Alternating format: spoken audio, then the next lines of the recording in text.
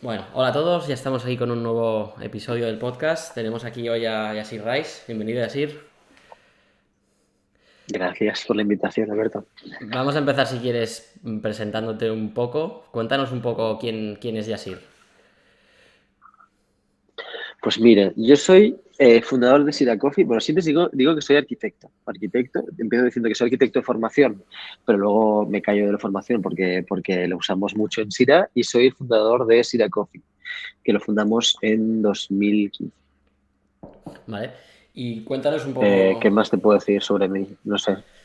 Bueno, Ya me irás preguntando. cuéntanos si quieres un poco sobre Sira.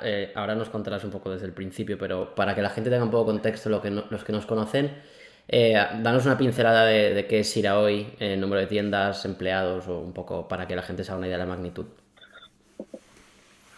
Y tanto, pues mira, en Sida somos tostadores de café de especialidad. Lo que hacemos básicamente es si cogemos un poco lo que a nosotros nos gusta llamar de la finca a la taza, que es trabajar con proveedores de manera directa entre 50 y 60 proveedores como cada año, familias que tienen como fincas increíbles de café, lo llevamos a cliente final con dos patas esenciales, una que son el retail. Actualmente tenemos 32 cafeterías y luego una pata que es el online que representa aproximadamente 20% del negocio. Actualmente somos 112 personas, de las cuales 17 en oficinas y el resto separados en equipos de Barcelona donde nacimos, y luego por talla sería Madrid, Sevilla, Valencia y muy pronto Málaga y San Sebastián. Ujú. Perfecto. Y entonces, antes de entrar al detalle, ¿no? Si damos un paso incluso antes de Sira, ¿qué recuerdo tienes con el sector que te conectara a nivel personal? No sé si fue muy antes, o sea, mucho antes de Sira, de pequeño, algo que recuerdes o qué recuerdo tienes. Así.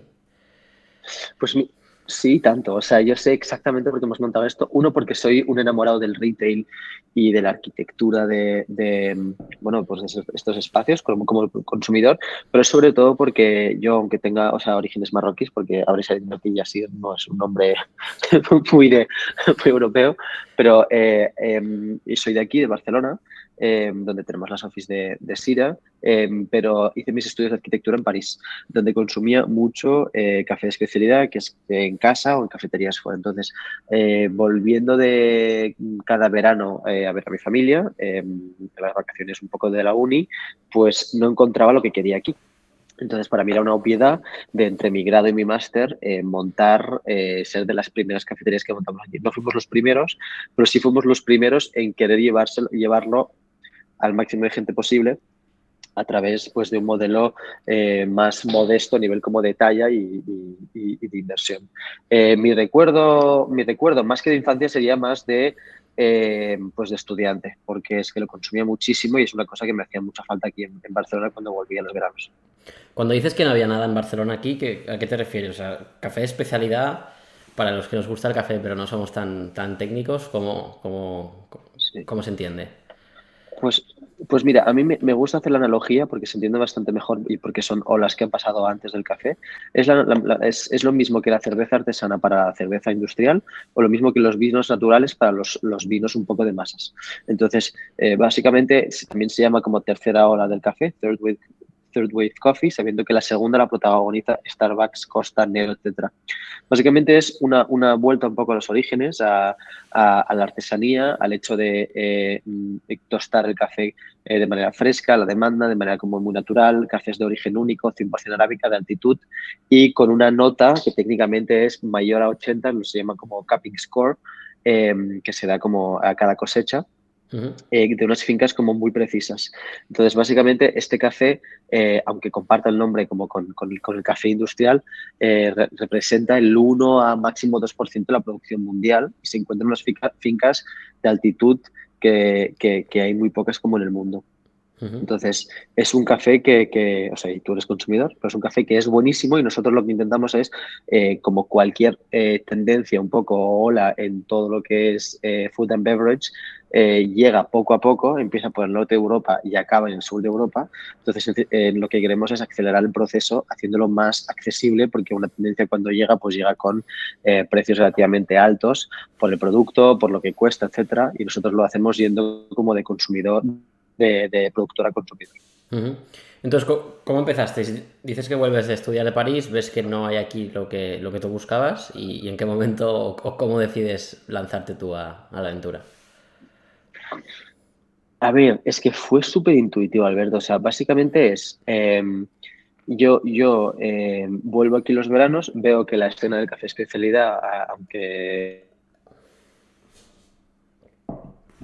en su momento pues no veía como muy acordes a querer llevarlo como al máximo de personas posibles, y fue tan sencillo como yo tenía algo en mente, una marca en mente. O sea, aquí se ríen de mí porque de hecho el manual de estilo y el logo que tengo aquí, que últimamente es como que lo hemos afinado un poco y pulido, pero casi siempre ha sido así desde el principio, se hizo antes de encontrar local, y encuentro un local que era muy barato en la calle Siracusa en Gracia, de ahí el nombre. Ujú. Y cuando digo encuentro es me paseo por Gracia, que está en el centro de Barcelona, que es como un pueblo dentro de la ciudad, del centro. Encuentro un local muy barato y digo, hostia, si esta obra la hago con materiales un poco recuperados, y ofrezco un poco una experiencia que es la que intento tener como en París, y la replico aquí, pues a ver qué pasa. Y entonces me lancé. La fianza era muy barata, el local era muy, muy, muy barato, no diré cuánto, porque empezamos así, y dio nombre a Sira porque cortamos básicamente Siracusa por Sira y le cambiamos una I por una Y porque me llamo Yasir. Así de simple. Luego ese local a los 6 meses lo cambiamos, al que realmente ahora contamos como primer local a 20 metros de este local actual en Gracia también. ¿Y cómo recuerdas los inicios? Porque dices que fue muy, o sea, como intuitivo, entiendo que también va una connotación de inocencia o como quieras llamarle, ¿no? Sí, ¿Cómo de sí, total. distinto fue a lo, o sea, fue muy distinto a lo que te imaginabas cuando empezaste? O sea, tanto la acogida como el modelo. Pues mira, cuando digo, o sea, intuitivo es, lo que hicimos es, o sea, todo lo que pudimos ahorrar en el local, que es decir, obra, porque la hice yo con mi mejor amigo y mi padre, materiales, porque eran reciclados, etcétera, lo pusimos como en el producto. Y el producto o sea, era lo mejor.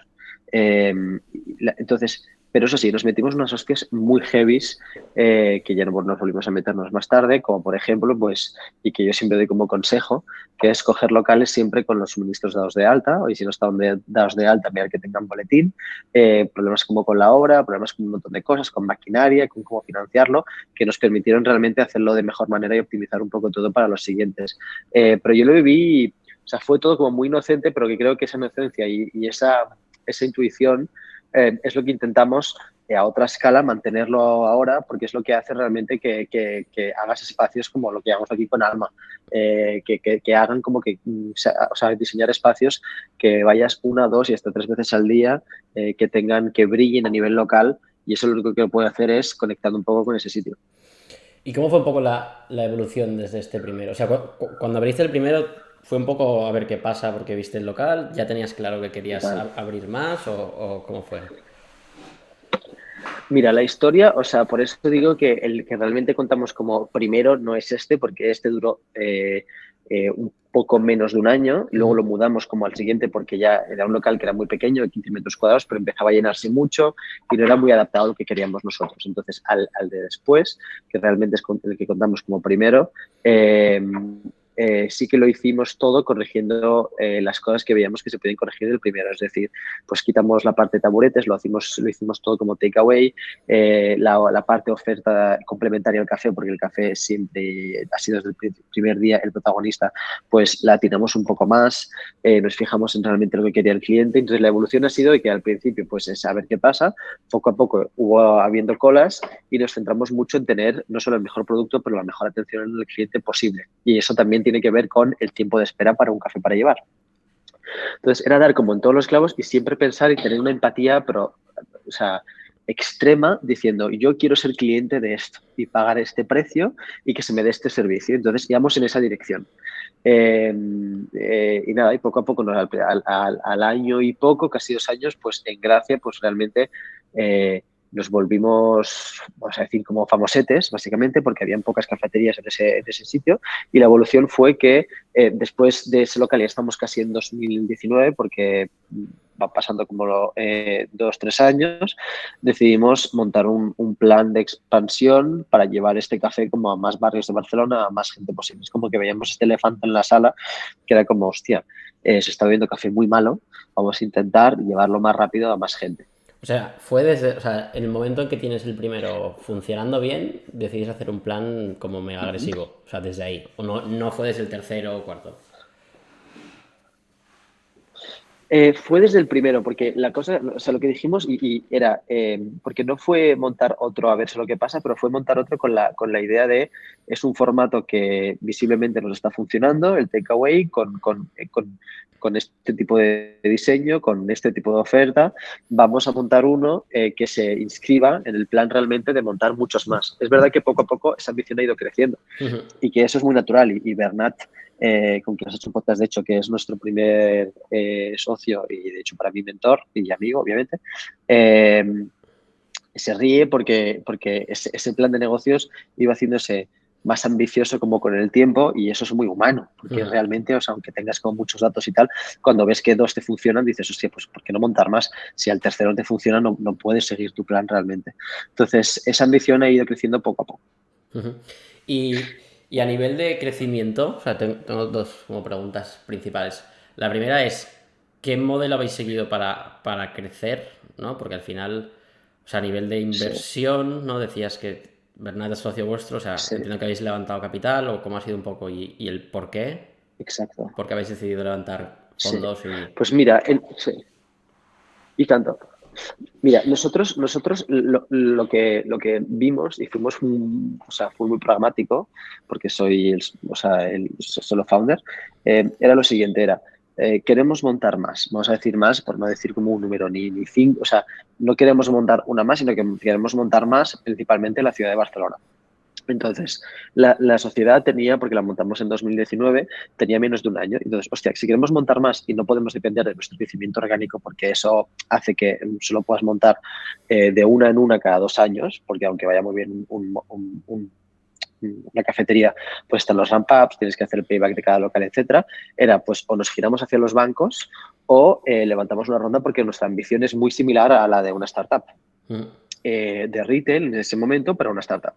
Eh, los bancos con un balance no cerrado y con pérdidas era imposible y con nuestro perfil levantar, o sea, el coste de oportunidad era muy grande. O sea, igual para montar un dossier, avales, etcétera, era imposible y no me querían meter allá. Entonces hicimos lo que pudimos y hicimos una primera ronda de inversión donde entró ITNIC y poco a poco, o sea, en total hemos levantado poco más de 1,5 millones de euros de un fondo institucional en la última ronda, que es InverReady, y principalmente Business Angels, con la visión de, uno, sobre todo, rodearnos de emprendedores y de Business Angels que puedan aportar valor y ayudar en cualquier momento de la empresa, es decir, ahora o en el futuro, y acelerar realmente como ese crecimiento como nosotros queríamos. Pues ahí pues están pues ITNIC, o sea, es decir, Bernat, Jordi, de Factorial, está la familia Soler, con Paul, están Albert y José de Salud, está Pepe Borrell de Crowdcube, Didac, Lee, Sergio Roberto, etcétera.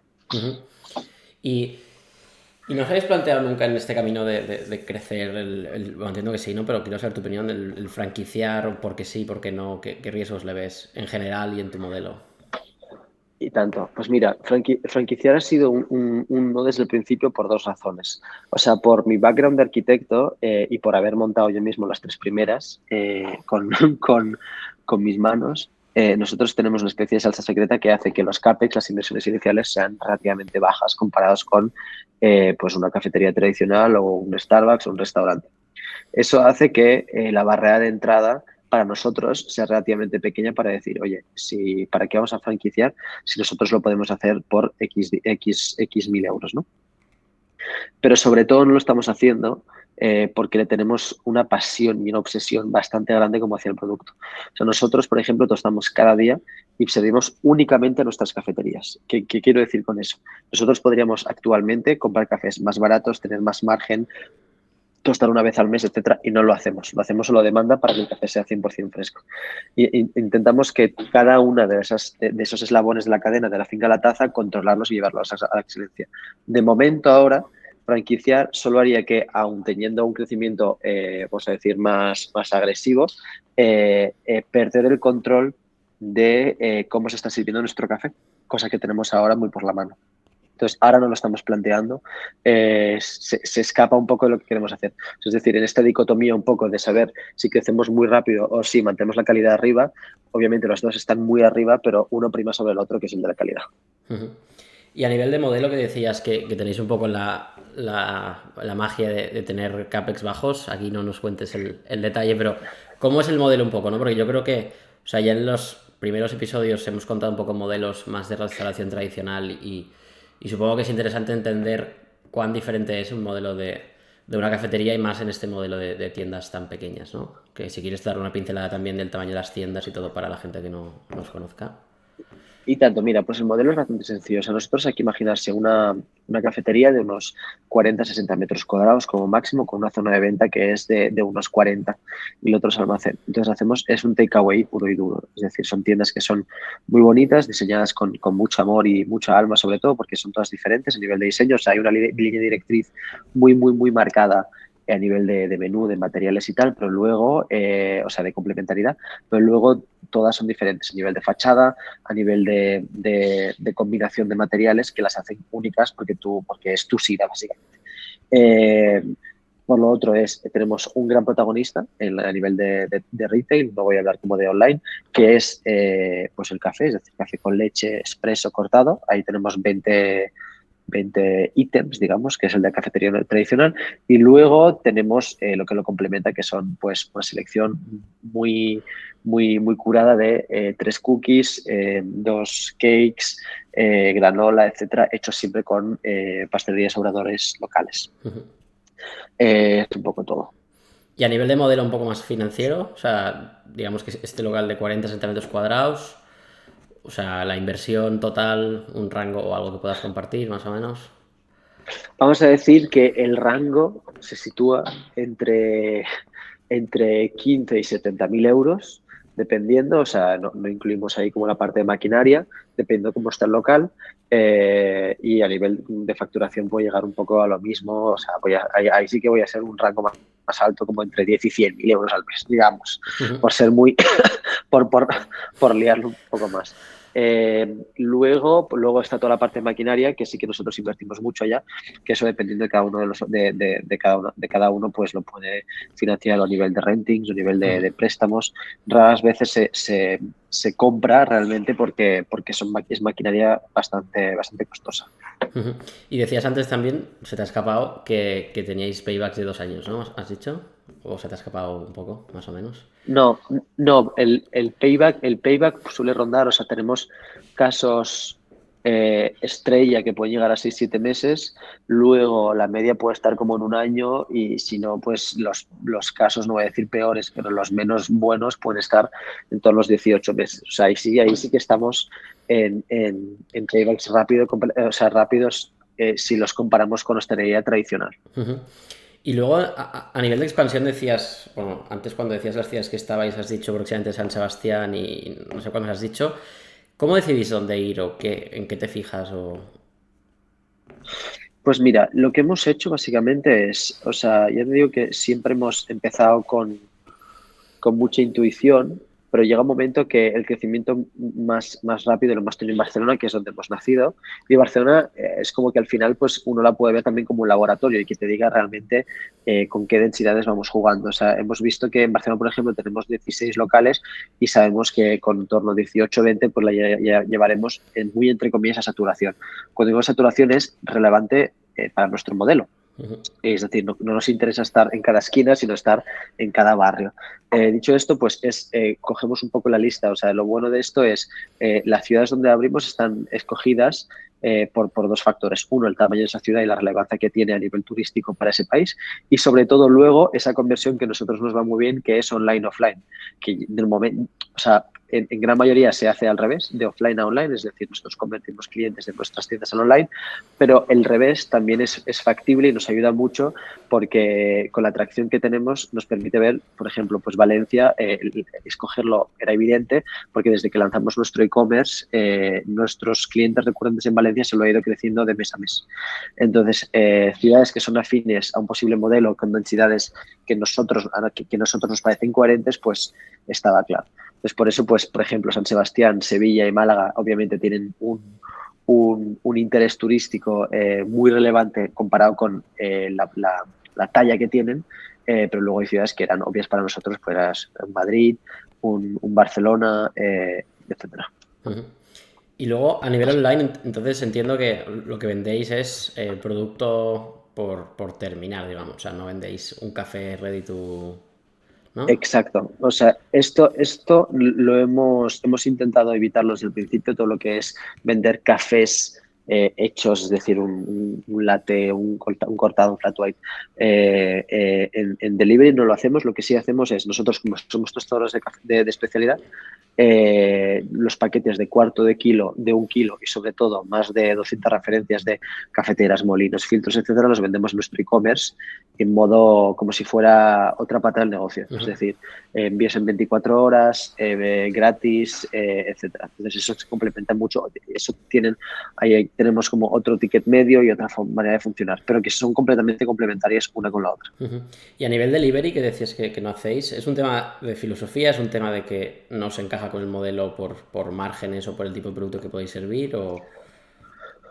O sea, tú piensas que nosotros en tienda, si tú pides un café y por X razón, oye, porque no lo coges o porque te has ido a coger, yo qué sé, hasta has salido y has vuelto, etcétera, y pasan más de un minuto y medio, el café te lo vamos a volver a hacer.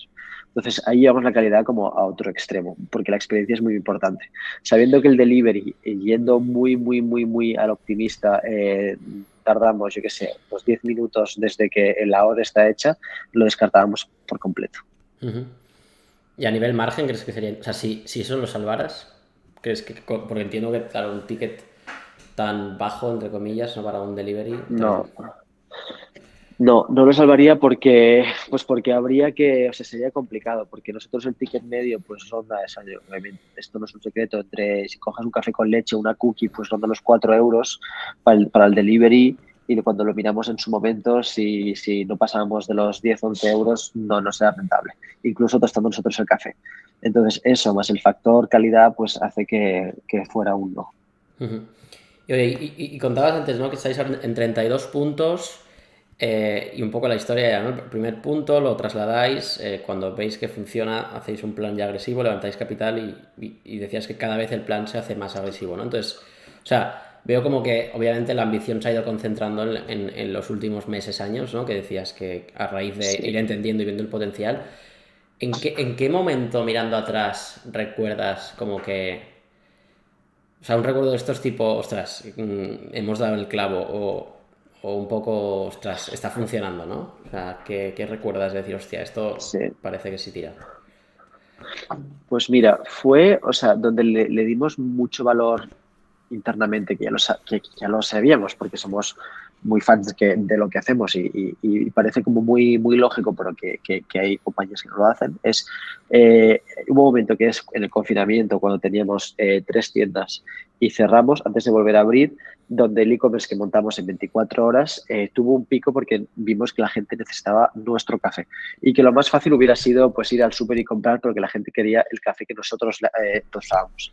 Ahí hubo un poco hostia, la gente valora realmente el producto que estamos produciendo nosotros.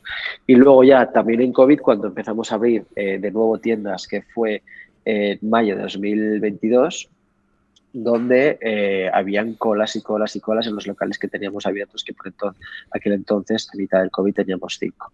Fue un poco allá, fue un poco allá. También es la acogida como ciudades de Sevilla y Valencia, donde Valencia le hemos abierto hace un mes y con muy poca publi, por no decir cero, porque abrimos de manera muy orgánica las tiendas, pues ya se ponen números muy interesantes. Esos son indicadores que hacen ilusión, porque al final en Barcelona, con la atracción que tienen las tiendas y por el efecto network, es relativamente predecible que una tienda vaya a ir mejor o peor al abrirla. En ciudades nuevas ahí está el challenge de verdad. Ujú. Y por ejemplo, ¿cuál es tu opinión o sea, a nivel de expansión? Yo creo que es una duda que a todos los que empezamos en Barcelona nos pasa, ¿no? Cuando la marca ya es relativamente conocida en la ciudad, el irte a Valencia, Sevilla, etcétera, o moverte a ciudades de Cataluña potentes. No sé si esto lo has pensado alguna vez. Sí, y tanto que lo he pensado. O sea, nosotros, mira, lo hemos pensado un montón de veces, sabiendo que además en Cataluña hay ciudades que son preciosas. Y uno piensa directamente en Girona, por ejemplo. Nosotros lo importante es, nosotros cuando abrimos una ciudad planteamos desde el principio, y eso ha sido uno de los grandes aprendizajes de Madrid, de abrir en Madrid, es abrimos una training room. O sea, tenemos que tenerlo muy claro. Una training room básicamente es una sala de formación para los baristas para que sigan aprendiendo sobre café, con cafeteras, salas de cata, etcétera. Eso fomenta mucho el espíritu como de equipo que tenemos en Sira y de seguir creciendo. Y es completamente independiente a las tiendas, es decir, la mayoría del tiempo están llenas cuando no tienen turnos. ¿Qué pasa? Para llegar a eso y ese sentimiento de tiempo, de piña, lo que hace falta es un número mínimo de tiendas que podamos abrir en esa ciudad, porque nosotros por tienda tenemos tres personas, un manager y dos baristas. Claro, si sabes que solo vas a abrir dos tiendas, con 6 personas la inversión de una training room no tiene mucho sentido. Entonces, digamos que aunque nos haga mucha ilusión, nosotros necesitamos un tamaño un poco crítico, Ujú. con el que decir de aquí a X meses, como muy malo, podemos abrir X tiendas, porque el equipo basa también su motivación en un sentimiento de pertenecer, pues eso, al equipo de Sevilla, al equipo de Valencia. Nosotros tenemos piques como muy sanos de latear, de cómo dibujar como la leche, de extracciones, de catas, etcétera, y todo se hace pues teniendo un equipo relevante de Ujú. hostelería. Entonces, a partir de 3 tiendas lo miramos, si no, no. Entonces, la estrategia ya se focalizó mucho en mancha de aceite en la ciudad en la que estamos, no salir del país hasta que acabemos un país, y no salir de una ciudad hasta que notemos que podemos ir a otra ciudad. Ujú. Y eso también, o sea, a nivel operativo es una limitante, pero también a nivel marca entiendo que tiene sus sinergias, ¿no? Al final crear un efecto network de que la ciudad puedas Sí, encontrarlo en cualquier esquina, por así decir. exacto, exacto. Que también te digo que no quita, sinceramente, como que nos dejemos pues un 20-30% para proyectos. O sea, somos muy flexibles, es decir, o sea, por ejemplo, ahora estamos como en los lobbies de los hoteles Room 007 en Madrid y en Sevilla. Pues eso no estaba en nuestro plan, pero oye, ¿por qué no? Igual encontramos la lógica. O sea, igual te digo esto, que si mañana tenemos un buen partner para abrir en Girona, no digo franquiciado, pero un partner de una tienda o cualquier cosa, lo podemos mirar. O sea, no es uno rotundo, pero sí, las sinergias para nosotros son esenciales más a nivel interno de equipo. Ujú. Y volviendo a lo del COVID, ¿cómo os afectó a vosotros todo el tema de los cierres? Porque entiendo que no estáis considerados como un restaurante, ¿no? Entonces, ¿cómo fue aquello? A ver, sí. El primer mes, o sea, dramático, dramático, pero gracias a ello, pues empezamos a meterle mucha chicha a pensar en nuestra aplicación a raíz de al lanzar nuestro e-commerce y ver que eso era un futuro muy importante para nosotros, que actualmente representa el 20% del negocio. El COVID al principio mal, luego cuando ya podemos volver a abrir porque no tenemos un restaurante, claro, nosotros ya éramos takeaway. Claro. Entonces, digamos que estábamos preparadísimos, o sea, no tuvimos que adaptar nada. O sea, obviamente las medidas de sanitarias, pero si no, no tuvimos que o sea, no tuvimos que hacer nada. Entonces, eso ayudó a que el cliente, que cuando tuviera que comparar entre una cafetería y otra, pues nos elegía a nosotros porque nosotros la velocidad ya la teníamos, o sea, ya estaba en nuestro ADN. Entonces, eso nos permitió pues abrir más, básicamente, y también pues la situación como a nivel como de locales que se iban vaciando, nosotros pues la aprovechamos en el buen sentido, y intentamos activar cosas que teníamos como para más tarde, pues lo hicimos un poco más pronto, los openings, básicamente. Ujú. Y oye, y con lo que sabes hoy, ¿qué harías diferente si empezaras hoy de cero, Sira? Pues mira, esto es una cosa que pienso mucho y que es pensar un pelín más grande, pero a nivel como de tamaños de cosas. Por ejemplo, lo que nos ha afectado mucho y eso lo dije en otro podcast, pero se lo digo se lo digo a cualquier persona que se lance como en retail o que tenga que crear un espacio, de que si crees que tienes que pillar 100 metros cuadrados, pilla 150, si crees que son 200, pilla 300. Y eso, joder, o sea, obviamente todo depende de la ambición que uno tenga y tal, y quiera crecer, porque igual una persona no quiere crecer y está igual de bien. Pero nosotros nos hemos metido siempre pues hostias, pensando que un espacio nos iba a durar, hablo de oficinas y centro de tueste, que iba a durar, yo qué sé, como mínimo 2, 3 años y a los 12 meses estar ahí como sardinas. Eso nos hubiera ahorrado mucho tiempo, mucho dinero, pensar un pelín en lo grande y pues hacer, hacer, hacer separar un poco en el tiempo las mudanzas. Y luego ya más a nivel más filosófico, diríamos, pues ¿qué haría diferente? Pues no lo sé, la verdad, no lo sé. Aún me falta mucho, Alberto, para dar estos headlines. Bueno, y entonces, de cara al año que viene, o sea, si ahora tenemos 32 locales en Sira, ¿cómo pinta la cosa? ¿Cuál es el plan un poco a año o 2 años vista? ¿Qué tienes en mente? ¿Cuál es la Sí. ambición? Este año va no tanto de abrir más ciudades, pero de llenar esas ciudades. Es decir, en Madrid queremos por lo menos triplicar la cantidad de tiendas que tenemos. En Barcelona creo que está casi ya, o sea, me gusta, o sea, la palabra saturada es la que usamos internamente, pero no tiene que ver con saturación de ya no cabe ni uno, sino de ya tiene un número de tiendas que nos va bien. Y la idea, Alberto, es, o sea, nosotros siempre hacemos aquí, intentamos pensar en un por tres anual, porque es como nos sentimos más cómodos a nivel de solidez, que siempre cada año se hace un poco más duro, pero ahora somos 100 personas, bueno, 110, es llegar casi a las 300, e igual pasar la barrera de los pues 80 locales, algo así, en España. Para 2023, o sea, este año que estamos, ¿eh? A finales. Sí, exacto, O sí. sea, esto es abrir un montón de tiendas al mes. Una a la semana. Lo hemos empezado mal, o sea, no mal, pero, o sea, estamos volviendo a sentar como las bases de cómo hacer las cosas mejor. Ujú. ¿Y cuál crees que es el reto más grande? Entiendo que es toda la parte de expansión, ¿no? O sea, es decir, de gestión de todas las aperturas, ¿o no? Yo creo que las aperturas las conseguimos abrir, es decir, este año pasado hemos abierto 20 y acabamos el año con 10 en obras, o sea que al final pone que aunque fueran 30 eran como casi una cada 2 semanas. Ujú. Pero lo más importante para mí es el que pasa justo después. Es decir, es seguir motivando el equipo de igual la escala que seamos, estar conectados como con ellos, ofrecer las catas que se puedan ofrecer, cursos, formaciones a nivel interno, para que sigan motivados como lo éramos antes. Es un poco romper esta dicotomía, ¿sabes? Que hay mucho o sea, dicotomía, este estereotipo que tenemos aquí como más como el sur de Europa de una cosa que crece y pierde calidad, pues es romper con ello e ir al opuesto. Nosotros al crecer tenemos más calidad aún. Pues es un poco eso, o sea, es toda la parte como lo que no se ve para que el servicio sea igual en el barrio de Sarria en Barcelona que en Las Setas en Sevilla. Ujú. Y a nivel de inversión, o sea, entiendo que en todas estas, bueno, cuando habéis ido a buscar capital y cada vez que tenéis más presencia y entiendo que vais haciéndoos más conocidos, ¿se os ha acercado en algún momento alguien a tantear o a comprar la empresa? ¿O algo que se pueda contar sin No, decir nombres? a ver, nunca, o sea, y si no lo diría, nunca, pero también te digo que internamente y yo como fundador tampoco, o sea, tampoco he favorizado ni buscado o sea, que se me acerquen, en el sentido de que a la mayoría de veces estos tanteos aparecen pues manteniendo como un networking bastante intenso y nosotros estamos muy focos en nuestras oficinas como en seguir haciendo crecer esto, o sea que no. Ujú. Mucha gente que empieza se pregunta, o bueno, al menos supongo que te ha pasado, ¿no? Pero gente de tu entorno o que te contacta un poco más a puerta fría por entender un poco tu opinión y quiero saberla. ¿Cómo empezar? ¿Buscar socios, digamos, operativos sí o no? ¿Ir solo?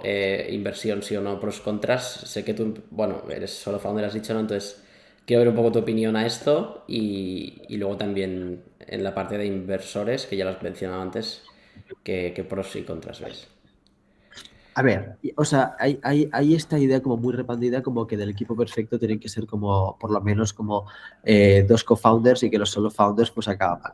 A ver, todo depende. O sea, yo sabía desde arquitectura, cuando todo el mundo se ponía como en binomio básicamente para hacer sus proyectos, yo me tenía que poner solo porque sabía que nadie iba a trabajar más que yo y que íbamos a acabar picados. Entonces yo para mí era una evidencia ser solo founder. Es cierto que en algunos momentos, tanto los buenos como los malos, a veces es un poco duro porque suele ser bastante solitario. Y no quiero dar ni pena ni nada, todo lo contrario, es solo que es como una realidad que normalmente pues es más relativamente más fácil como soportar momentos de estrés cuando hay 4 hombros que 2, ¿no? Ujú. Pero yo sé que es lo que nos ha permitido ir más rápido porque encajo un poco mejor o sea, encajo los golpes de manera como muy positiva y entonces intento ir rápido, sea bueno o malo. Dicho esto, sé que hay equipos que es mejor que sean como dos porque hay como dos partes. Yo lo que he hecho es, y eso lo relaciono y transiciono un poco tipo a modo de bisagra con la parte de inversión, yo lo que he hecho, y esto igual es un consejo, es que si como lo he un poco equilibrado es siendo consciente que tenía, no voy a decir carencias, pero que igual había partes que no me podía traer un o una co-founder porque no tenía, es me he rodeado en los momentos de inversión de personas que podían a momentos puntuales pues ayudar en eso, pues a nivel de retail, a nivel de contabilidad, a nivel de tal, incluso a nivel de dar consejos o hacer las buenas intros, que eso con el tiempo se pueden conseguir sin que inviertan, pero al principio rodearse es más relativamente más fácil teniéndolos como socios. Si inversión sí o no. A ver, también este mundillo se sabe bastante heavy que la inversión es la manera más, o sea, abrir el capital y las rondas es la manera más cara de financiar la sociedad, o sea, un proyecto, porque básicamente estás vendiendo acciones, pero también hay que medir el coste de oportunidad de ir hacia otras vías, si son posibles o no. Es decir, que creo que además tú lo contaste en un podcast con Bernat, hay momentos que por casuística de ese momento ningún banco va a aceptar o te va a dar la cantidad que tú necesitas. Entonces es todo querer saber qué es lo que se quiere. Oye, pero si yo sé que en el principio, en 2019, igual si el banco nos hubiera dado pues esa cantidad, pues probablemente pues haya ido, o sea, Nick la primera ronda le mandamos 100.000 euros porque es el ticket que ellos invierten. Posiblemente si el banco me hubiera dado 100.000 euros en las mismas condiciones, obviamente de capital, pero de sin aval, etcétera, pues igual lo hubiera aceptado, no lo sé. Pero que es una cosa a tener en cuenta. Claro, hostia, si el banco me dice que no y nosotros era un no rotundo hasta hace muy poco, pues tampoco hay, Sí, o no te queda bajas tu otra. ambición, Sí. sí, o bajas tu ambición y te conformas, o ya está. O Ujú. sea, o tampoco hay mil vías. Que luego hay más, ¿eh? O sea, se puede hacer un crowdfunding, o sea, pero todo es ver en qué momento. Yo para mí era esencial rodearme a la vez y entonces era como un win-win, básicamente, era involucrar personas en el momento que mejor le venía a Sira. Ujú. Y oye, y ya una pregunta un poco más genérica de sector. Yo creo que estamos viviendo un boom de cafeterías, al menos en Barcelona y Madrid últimamente, de modelos yo creo que muy distintos a Sira, pero ¿qué, qué crees que va a marcar el que, no sé si decir sobreviva o que gane o qué crees que está buscando el consumidor con todo este boom y qué va a pasar? Porque es como que ahora están saliendo como setas y como todo lo hemos Sí, visto, no suele durar, ¿no? sí. A ver, o sea, un poco en el mundillo este, no, no solo como de café, pero un poco de food and beverage y en hostelería. O sea, si uno quiere ver lo que va a pasar en España en los próximos 5 o 10 años, solo hay que ver lo que está pasando en Londres ahora, porque es la parte como alta de Europa y básicamente las cosas van bajando hasta acabar España. Entonces, que crecen como setas es una cosa no solo muy positiva, pero muy buena. Entonces, ¿qué es lo que va a pasar? O sea, básicamente primará no solo la calidad, que sea consistente, porque no hay nada más de hábito que el café, y aún peor si es buen café, eso en el buen sentido, obviamente. Y el precio, porque esa recurrencia solo hace que afectar a tu bolsillo, y ese precio puede ser resultado de un montón de cosas. Obviamente no estoy diciendo que esté tirado de precio para sobrevivir, pero sí que es tomar en cuenta un montón de cosas para que sea acorde al mercado realmente. Para mí es una buena cosa porque, sobre todo en España, que hemos sufrido el torrefacto, posguerra civil, todo lo que haga que la gente vaya poco a poco haciendo el shift hacia un café pues tostado de manera no solo como natural, pero de origen único, de fincas de la que sabemos la trazabilidad, etcétera, en general, no tiene que ser porque de SIRA, hace que el paladar y que el consumo sea más consciente y eso es positivo. Que siga creciendo como setas, que no pare. O sea, tú eres de los que piensan que cuanto más competencia, mejor porque crece el mercado, ¿no? Sí, 100%. Sobre todo en este momento y para este producto. O sea, igual en otras cosas no te diría lo mismo, pero esto sí, porque indica que hay más posibilidad de hacer shift y de cambiar el paladar de la gente. Es que es una obviedad, o sea, tío, es que tú lo sabes, porque nos conocemos, pero es que quien empieza a consumir café de especialidad y no solo Sira, es raro que vuelva para atrás. Sí, es un tema de, yo creo que cuando hay tan poca penetración de mercado, pues cuanta más gente haya invirtiendo y educando, mejor para todos, ¿no? Otra cosa es ya el día que hay Total. saturación máxima, que ya peleas por quitar el cliente al otro, ¿no? Pero ahora es puramente generar más mercado para todos. Total. Vamos, creo yo, ¿eh? Sin tener mucha idea del sector del café, pero es como No, lo no, veo yo. pues es así. Sí. Es así, cuanta más gente mejor. Pues venga, va, última pregunta y ya te dejamos. ¿A quién deberíamos entrevistar en el siguiente podcast y por qué? La línea directriz tiene que ser un poco la hostelería, ¿estamos de Sí, acuerdo? sí.